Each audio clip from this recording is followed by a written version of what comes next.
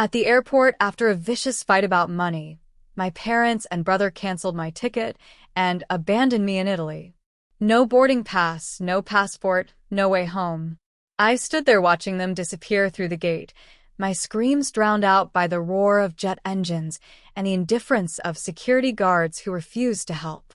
A man who looked like he owned half of Silicon Valley, tailored charcoal suit, silver watch that cost more than my car, approached me with deliberate precision. He leaned in close, his voice low and dangerous. "Play along. Be my fiancée for the next hour. My car is waiting outside." Then he stepped back, his expression shifting to something cold and calculating. "Trust me," he said, his eyes locked on mine with absolute certainty. "They'll regret leaving you behind." And he was right. I had no idea just how right he would be. No idea that my family had already set their trap, ready to declare me incompetent and steal everything my grandmother left me. No idea that this stranger would become my greatest weapon in the war I didn't know I was fighting. But most of all, I had no idea that being abandoned would become the best thing that ever happened to me. My name is Rebecca Holmes, and I'm 35 years old. Before I tell you how this story ends in courtroom vindication and a business empire, hit that subscribe button. Because what happens next with my family will make you believe in karma, and you won't want to miss a single twist. The argument started at the check-in counter, but it had been building for 10 days. "You're being dramatic, Rebecca." My mother's voice was sharp, cutting through the noise of Leonardo da Vinci Airport like a blade. "We're just asking you to contribute a little more. You were the one who suggested this trip." "I paid for the entire trip," I said, trying to keep my voice steady. "The flights, the hotels, that villa in Tuscany you insisted we needed. I'm not being dramatic, I'm being reasonable." My brother James stood behind them, arms crossed, that familiar smirk on his face. The one that said I was overreacting, that I was always overreacting. "Maybe if you managed your money better, Rebecca, you wouldn't be so stressed about a few extra expenses." A few extra expenses. They'd racked up 8,000 euros in restaurants, shopping, and excursions I never agreed to. And now they wanted me to cover it all while they pocketed the spending money they'd brought. "I'm not paying for your designer bags and Michelin star dinners," I said firmly. "I already paid for everything we planned. The rest is on you." My father's expression darkened.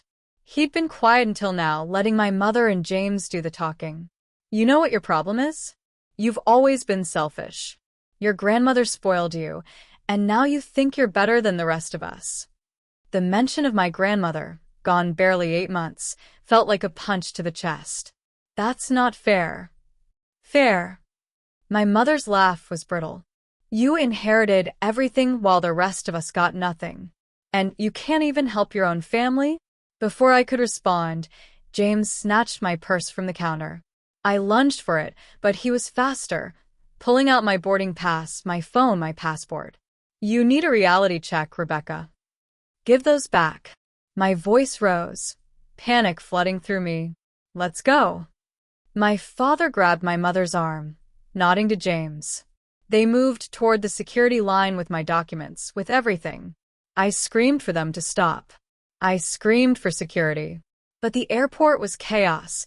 Hundreds of travelers pushing toward gates, announcements blaring in 3 languages, no one paying attention to one more family drama in a sea of stress and exhaustion. I watched them pass through security, watched them hand over boarding passes, including mine, somehow validated in James's hand. Watched them disappear down the corridor toward gate 47. And I stood there, frozen, with nothing but the clothes on my back and a credit card in my jacket pocket. They left me. My own family actually left me in a foreign country with no way home. That's when I felt someone watching me. I was still standing at the counter, explaining to a sympathetic but helpless airline agent that my family had stolen my documents, when he appeared. Tailored charcoal suit. Silver watch that caught the light like a warning. Dark hair swept back, sharp jawline, eyes that assessed everything in seconds. He didn't walk, he moved with the kind of confidence that comes from never being told no. "Excuse me," he said, his voice low and controlled. "I couldn't help but overhear your situation." The agent looked up, recognition flickering across her face. Whoever this man was, he commanded attention. "I'm handling it," I said tersely, not in the mood for pity or lectures from strangers. "You're not handling it," he replied, matter of fact. "You have no passport, no boarding pass, and the police won't prioritize this for at least 48 hours. By then, your family will be back in the States, and you'll be sleeping on airport benches." I stared at him, anger flaring. "And you know this how?" "Because I know how systems work." He pulled out a business card, slid it across the counter. "Damien Cross, CEO, Cross Technologies. And I know an opportunity when I see one." I almost laughed. "An opportunity? I've just been abandoned by my family, and you see an opportunity. For both of us." He gestured toward the terminal lounge. "Give me 5 minutes. If you don't like what I have to say, I'll arrange a hotel room for you, and we'll never speak again." Something in his tone, direct, transactional, no false sympathy, made me follow him. The lounge was quiet, exclusive, the kind of place that required status I didn't have. He ordered 2 espressos without asking what I wanted, then sat across from me like we were negotiating a merger. "I need a fiancé," he said simply. "Temporarily. My board is threatening to replace me over personal scandals, late nights, high-profile breakups, tabloid headlines. They want stability, respectability, proof I'm settling down." I blinked. "You want me to pretend to be your fiancé? For 6 months. Public appearances, company events, enough to satisfy the board. In return, I'll fly you home tonight on my private jet, provide legal representation to help you sort out whatever mess your family just created, and pay you $75,000. The number hung in the air between us. "Why me?" I asked slowly. "You could hire an actress. Someone who actually wants this." "Because you're real," he said. "You're angry, you've just been betrayed, and you have nothing to lose. That makes you believable. And more importantly, it makes you motivated." He leaned forward, his gaze intense. "Your family just declared war on you, whether you realize it yet or not. People don't abandon someone at an airport over an argument about money. They abandon someone they've already decided to erase." His words sent ice through my veins because somewhere, deep down, I knew he was right.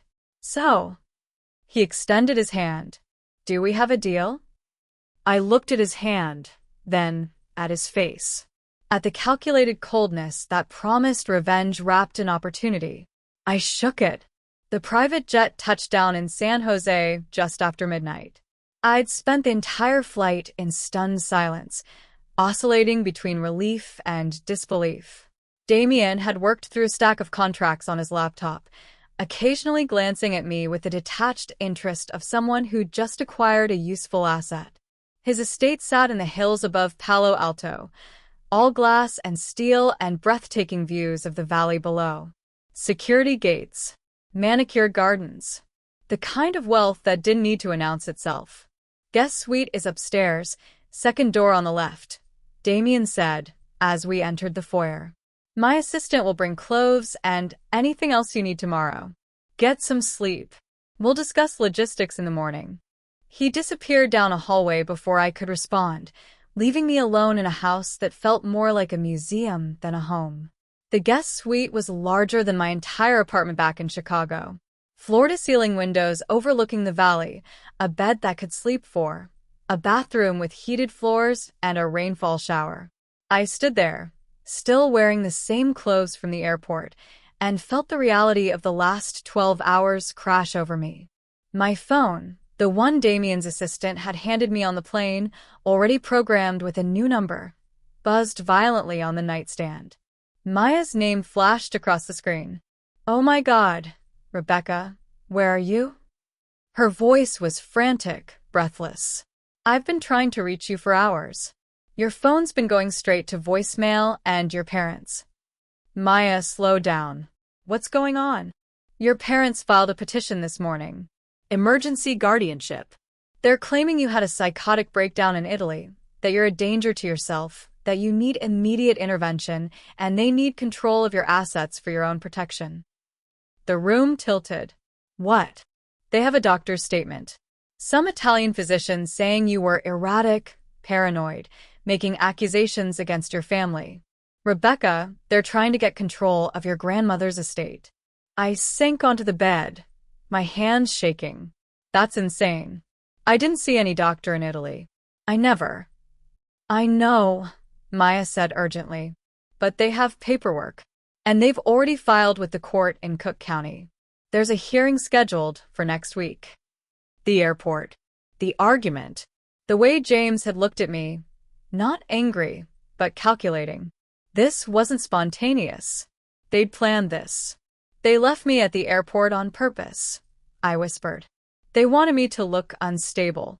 Stranded abroad, no documents, screaming at security. They were building their case. Rebecca, you need a lawyer. A good one. This is serious. If the judge grants even temporary guardianship, they can freeze your accounts, take control of the property, everything. I thought about Damien's words on the plane. People don't abandon someone over an argument about money. They abandon someone they've already decided to erase. I have a lawyer, I said quietly. Or I will by morning. Where are you? I looked around the pristine guest suite, at the valley lights glittering below. Somewhere they'll never see coming. Susan Patel arrived at the estate at 8 the next morning, carrying a leather briefcase and the kind of sharp, efficient energy that made me feel like I'd hired a weapon instead of a lawyer. Damien says you need a guardianship petition destroyed, she said, settling into the chair across from me in his home office. Walk me through everything, and I mean everything. Don't leave out details because they seem small or embarrassing. I told her about the trip, the escalating demands for money, the argument at the airport, the way my family had coordinated their departure, taking my documents with surgical precision. Susan's expression never changed, but her pen moved rapidly across her legal pad. And you never saw this Italian doctor they're citing? Never. I was perfectly fine the entire trip. Frustrated? Yes. Angry about the money? Absolutely. But I wasn't erratic or paranoid. They fabricated medical documentation, Susan said flatly. That's fraud. But here's the problem. Proving it's fraud takes time, and you have a hearing in 6 days. We need to build an airtight case that you're competent, stable, and that this petition is nothing more than a money grab. She pulled out a folder, began laying out documents.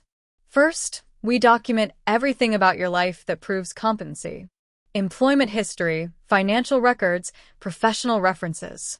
I need tax returns, bank statements, anything showing you've been managing your affairs responsibly. I'm a senior project manager at a consulting firm, I said. I've been there for 8 years. I manage multi-million-dollar accounts. Perfect. Get me a letter from your employer, preferably from someone high up. Next, we need character witnesses. People who've interacted with you recently who can testify you showed no signs of mental instability. I thought of Maya, of my colleague Derek, of my grandmother's estate lawyer. I can get those. Now the hard part, Susan said, leaning forward. Your family's history. You mentioned your grandmother's estate. Walk me through that inheritance and every interaction you've had with your family about money over the last 5 years. The memories came flooding back. My mother's barely concealed resentment when the will was read. James's constant hints that I should share the inheritance more equitably. The way my father had suggested I put the lakeside property in a family trust, with him as trustee. They've been positioning for this since the day my grandmother died, I said slowly. Every conversation, every guilt trip about family loyalty. They were softening me up. And when that didn't work, they manufactured a crisis. Susan's smile was cold and satisfied. Here's what we're going to do. We're not just defending against this petition. We're going on offense. We'll document every attempt they've made to access your inheritance, every manipulation, Every lie. By the time we're done, the judge won't just dismiss their petition. They'll be looking at potential fraud charges. She stood, extending her hand. Get me those documents by tomorrow. And Rebecca? Stop thinking of these people as your family. Start thinking of them as hostile adversaries trying to rob you. Because that's exactly what they are. 3 days into building my legal defense, Damien's merger was falling apart. I heard him on the phone in his office, his voice tight with frustration. Tanaka-san, I understand your concerns, but we've addressed every technical specification you've raised. What else do you need? A long pause. Then, cultural alignment? What does that even mean? I knocked on the doorframe. He looked up, irritation flashing across his face before he muted the call. What? Let me guess, I said. Yamada Technologies. The deal you've been trying to close for 6 months. They keep moving the goalposts, and you can't figure out why. His eyes narrowed. How do you know about that? Your assistant mentioned it, and I can hear you pacing at 2 in the morning. I stepped into the office. You're negotiating like an American. Direct. Transactional. Pushing for closure. That's exactly what's killing your deal. And you're an expert in Japanese business culture? I lived in Tokyo for 3 years. Worked for a consulting firm that specialized in East-West corporate partnerships. I speak Japanese. And more importantly, I understand what they actually want from you. Damien stared at me for a long moment, then unmuted the call. Tanaka-san, my fiancée Rebecca, has just joined me. She has extensive experience in cross-cultural negotiations. Would you permit her to join our conversation? I heard the surprise in Tanaka's voice, then careful politeness. Of course. Damien switched to video, angling the screen so we were both visible. I bowed slightly, then spoke in Japanese, introducing myself and apologizing for the abrupt intrusion. Tanaka's entire demeanor shifted. We spent the next 20 minutes discussing not the merger terms, but Tokyo. The neighborhoods I'd lived in, the festivals I'd attended, my favorite restaurants in Shibuya. Damien watched in bemused silence as I built rapport through what he probably thought was small talk. Then Tanaka said something that made everything clear. Cross-San is very capable, but we were concerned about entrusting our legacy to someone who sees only numbers. You understand our company is 80 years old, built by my grandfather. This is not just business. I understand completely, I said in Japanese, which is why I believe this partnership could honor that legacy. May I propose something? Over the next hour, I restructured the deal not around immediate integration, but around a phased approach that preserved Yamada's brand identity and leadership structure. I suggested Damien visit Tokyo, meet the entire executive team, participate in a traditional ceremony to mark the partnership. These things matter. I explained to Damien in English during a break. You're not just buying their technology. You're being invited into their family. Act like it. By the end of the call, Tanaka had agreed to send revised terms by end of week. Damien closed his laptop, studying me with new interest. That was a $200 million deal you just saved. I know. My board was ready to replace me over losing it. I know that too. He leaned back in his chair, a slow smile spreading across his face. I think I got the better end of our arrangement, Rebecca. You definitely did, I said. Now you owe me more than $75,000. This is the moment Rebecca stopped being a victim and became a force. If you've ever had to prove yourself after someone tried to break you, comment I see you below. And subscribe because this community is built on people who refuse to stay down. Now, let's talk about what happened when those photos hit the internet. The photos hit the tech blogs within 24 hours. Damien Cross, notoriously private CEO, photographed having breakfast with an unknown woman at his favorite Palo Alto cafe. Her hand on his arm. His rare, genuine smile. The headline, Silicon Valley's most eligible bachelor finally settling down? I was reading the article on my phone when Damien walked into the kitchen, his own phone pressed to his ear. Yes, mother, I saw the photos. No, I'm not discussing this right now. He ended the call with visible irritation. That was the third call this morning. My mother, my PR team, and a board member who wanted to congratulate me on finally getting my personal life in order. Sorry, I said, though I wasn't entirely sure what I was apologizing for. We were just getting coffee. And now we're front-page news in the tech world. He poured himself an espresso, his movements sharp. My publicist wants to issue a statement. My mother wants to meet you. The board is thrilled because apparently a fiancé means I'm suddenly responsible enough to lead a company. So, the arrangement is working. Too well. He sat across from me, studying my face the way he had during our first conversation at the airport, calculating, assessing. Here's the problem. A fake relationship only works if it's completely controlled. Right now, we have speculation. Questions. People digging into who you are, where you came from. And if this is going to be our story, we need to make it ironclad. No inconsistencies, no gaps for journalists to exploit, which means we need a contract. A real one. He pulled out his laptop, opened a document. 6 months. Public appearances as needed, estimated at 15 to 20 events. You'll move into the main house, not the guest suite. Couples don't live separately.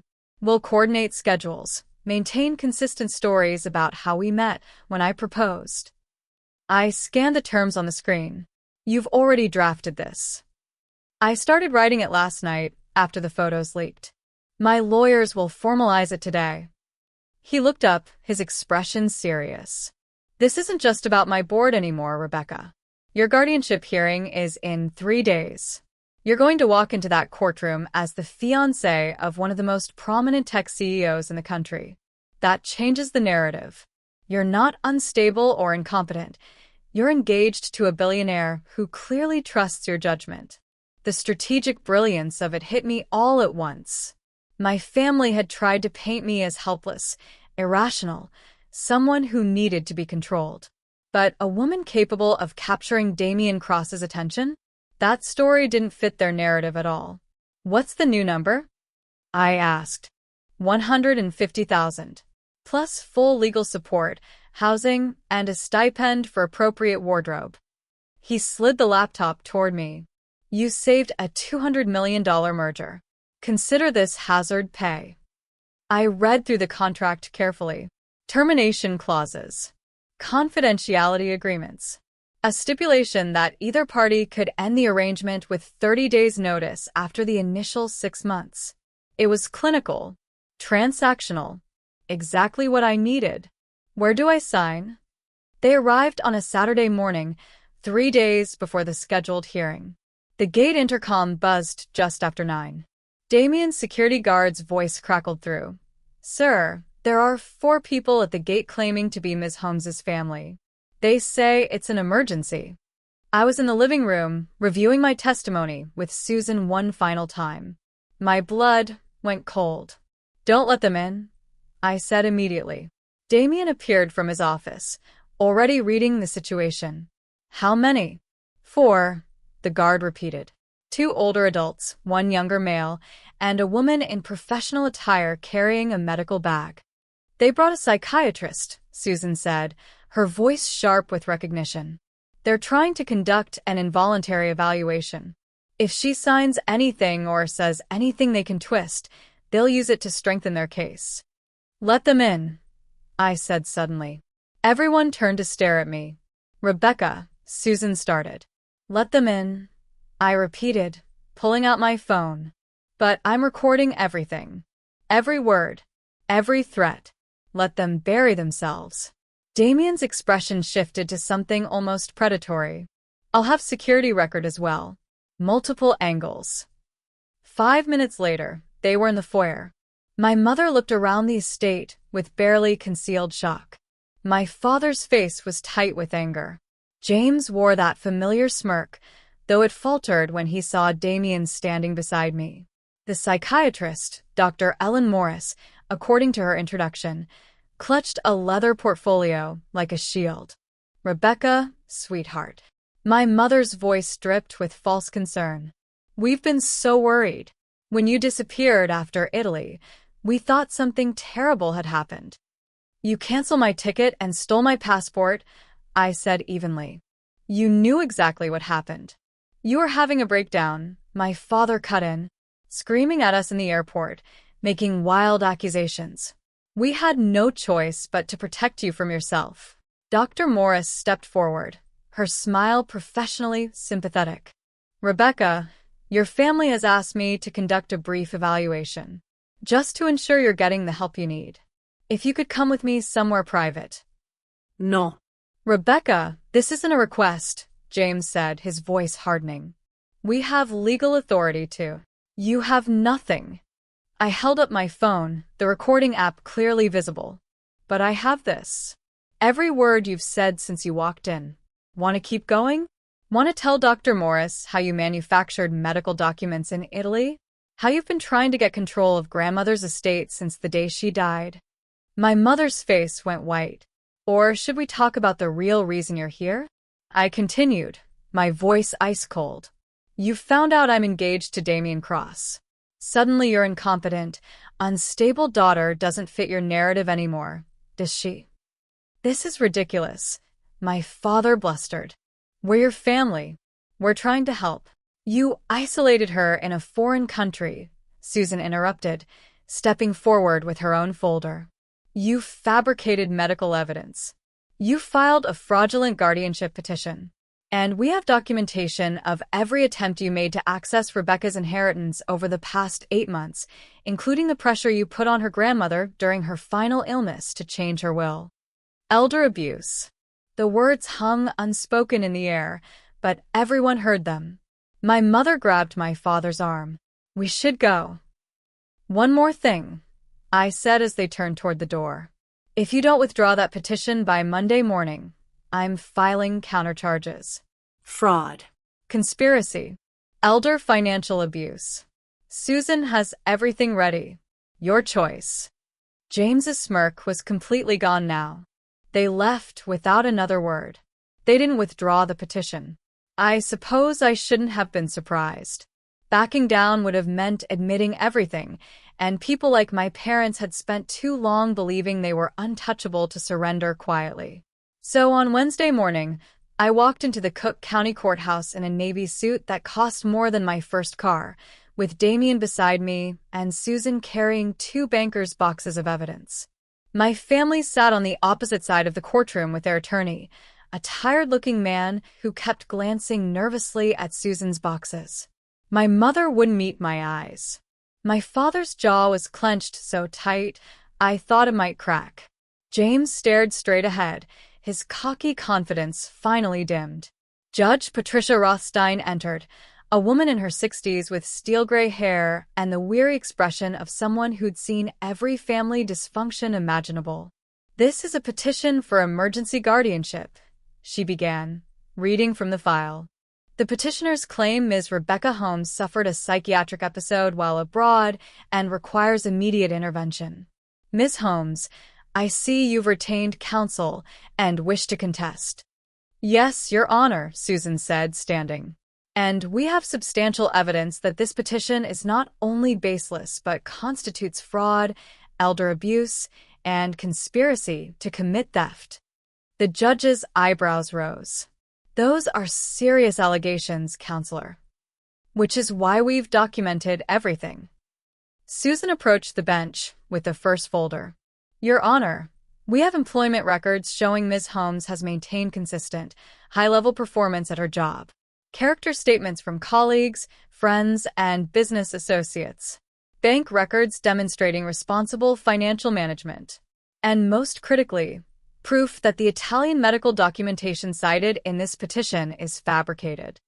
She laid out the evidence methodically. The Italian hospital had no record of my visit. The doctor listed on the evaluation didn't exist at that facility. My employer's vice president had submitted a letter stating I'd successfully closed 2 major accounts in the month since returning from Italy. My family's attorney tried to interject, but Judge Rothstein silenced him with a raised hand. There's more, Your Honor, Susan continued. We have recordings from an attempted involuntary psychiatric evaluation the petitioners conducted at Ms. Holmes's residence 3 days ago. In those recordings, family members discuss their knowledge that the Italian documents were fabricated and reference their ongoing attempts to access the inheritance from Ms. Holmes's late grandmother. She played a 30-second clip.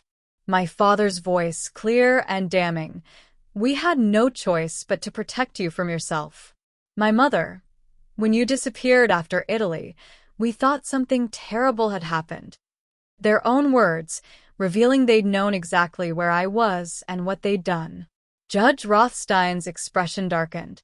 "Furthermore," Susan said, producing another folder, "we have documentation suggesting the petitioners engaged in financial elder abuse against Miss Holmes's grandmother prior to her death, pressuring her to change her will while she was in declining health." The judge looked at my family's attorney. "Does your client wish to respond to these allegations?" He whispered urgently with my father, then stood. "Your Honor, my clients wish to withdraw their petition." "Too late for that," Judge Rothstein said coldly. "Petition denied. And I'm ordering a full investigation into the circumstances of this filing and the allegations of elder abuse. Bailiff, please ensure the petitioners remain available for questioning." She banged her gavel, and it was over. Justice Served. Cold. But Rebecca's story doesn't end in a courtroom. It ends with something even better. If you want to see how abandonment became liberation, make sure you're subscribed because I have more stories like this that prove the best revenge is the life you build. Stay with me for the ending. 2 years later, I stood in my office overlooking the San Francisco Bay, watching sailboats cut white lines across blue water. Holmes' luxury travel occupied the entire third floor of a converted warehouse in the Marina District. Floor-to-ceiling windows. Exposed brick. A team of 12 people who specialized in creating bespoke travel experiences for clients who wanted more than just destinations. They wanted transformation. My phone buzzed with a text from Maya. Saw the Forbes article. Top 30 under 40 entrepreneurs. I'm framing it. I smiled. The article had come out that morning, complete with a photo of me in the office and a quote about building something from nothing. They'd wanted to focus on the drama, the airport abandonment, the guardianship battle, the billionaire engagement that had dominated tech blogs for 6 months. But I'd steered the interview toward what mattered: the business I'd built, the clients I'd served, the life I'd created on my own terms.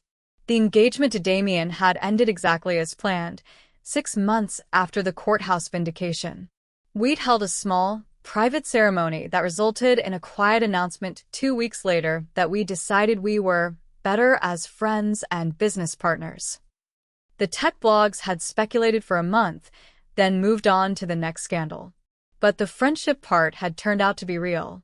Damien had invested in my startup, connected me with his network, and occasionally still called when he needed someone who could navigate impossible negotiations.